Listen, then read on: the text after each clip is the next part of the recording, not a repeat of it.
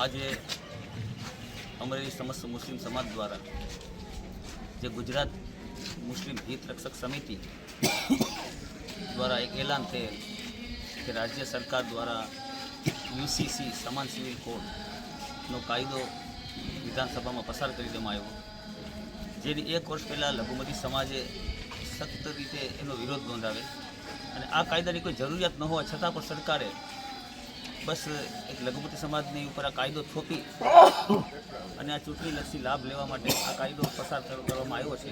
મુસ્લિમો એના પર્સનલ લોથી મુસ્લિમો ખુશ છે અને બસ મુસ્લિમ એના પર્સનલ લોની અંદર રહેવા માગે છે. આવા કોઈ કાયદાની મુસ્લિમ સમાજને જરૂરિયાત નથી. ન બહુમતી સમાજ આનાથી રાજી હતો, ન લઘુમતી સમાજ આનાથી કોઈ નારાજ હતો.